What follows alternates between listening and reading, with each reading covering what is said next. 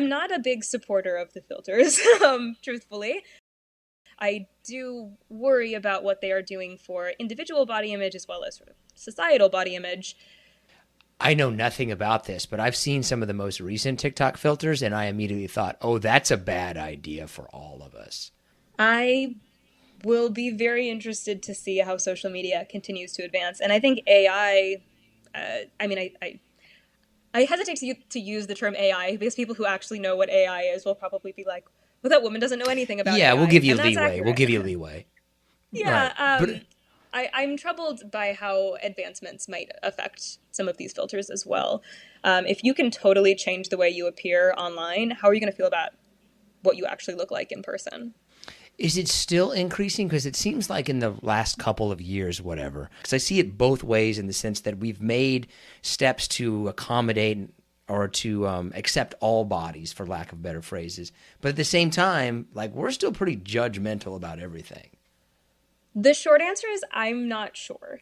The long answer is that it is true that in social media and I mean, even in the runways and on TV, we're seeing a wider diversity of bodies being represented. We do also know that those bodies, when they don't meet this thin, lean, muscular, whatever ideal, are oftentimes subjected to relentless criticism in the media, on social media. Have you ever read the comments section for a woman who is plus size who posts a photo of herself? Oftentimes folks are met with stigma and shame, again, because of this immense fat phobia that we have in society. That has not changed. While we are still seeing a little bit of flexibility, you know, you might see a woman who's a size 0 as well as a woman who's like a size 8. Maybe you'll see women in that range. We're not really seeing a lot of acceptance beyond sort of standard or straight sizes, especially for women. And I would actually argue that it's potentially even getting worse for men as this lean and muscular ideal continues to be perpetuated. And I would, you know, I'm particularly sensitive to men's struggles. I direct an eating disorder prevention program for men. And I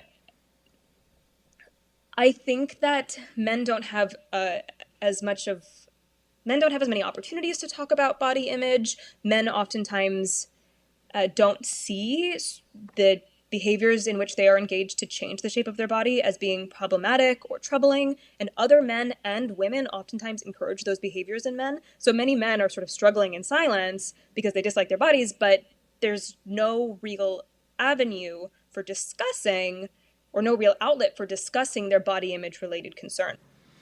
Does it mainly affect certain age groups, either in men or women, or is it kind of across the lifetime? A lot of research on eating disorders is limited by stereotypes that we have about the conditions. So we refer to this stereotype as the swag stereotype.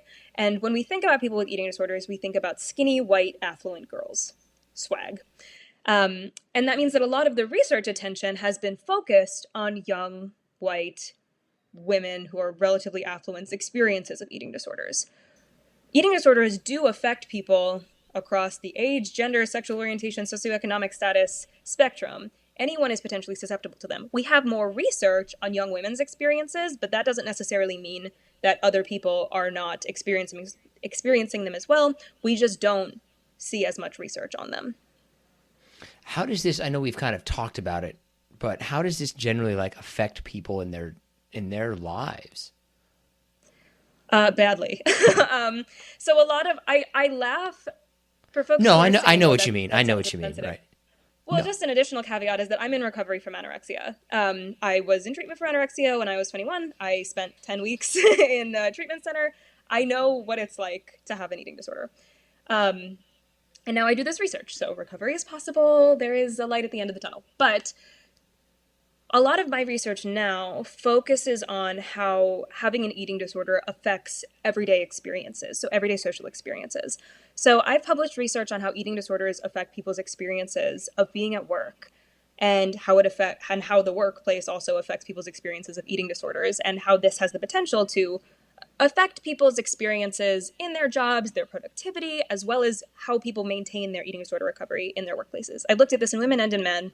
And then also a lot of my research right now is focused on romantic relationships for folks with eating disorders.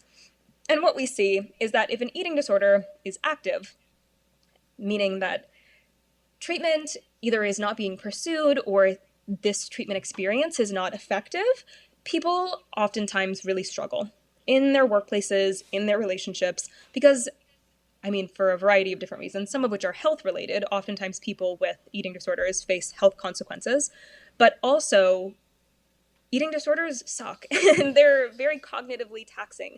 And if you are having these thoughts about your body, about your eating, potentially up to like 85% of the day, it's going to be really difficult to focus on your work. And if you are in a relationship and you have an eating disorder, there are lots of experiences in romantic relationships that will then be very challenging for you. So in my research, some of the various stressors that we have identified is going out to eat. How many times is your first date with someone? Let's get dinner, let's get drinks. For folks for whom food, eating, and your body is the most distressing thing, well, that's going to be then very difficult for you to focus on that experience. The same is true of sex. If you feel extremely uncomfortable about what your body looks like, even under clothes, how are you possibly going to feel comfortable and open to sexual experiences? We see a lot of sexual dysfunction and sexually dysfunctional attitudes among folks with eating disorders. Others include things like going on vacation. If you're going to the beach with your partner and you feel dissatisfied about your body, you might feel as though you have to hide your body for some reason. And there are various others.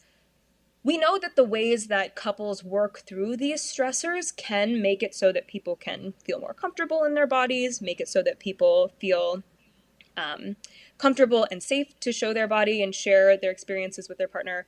But it's complicated. It's a very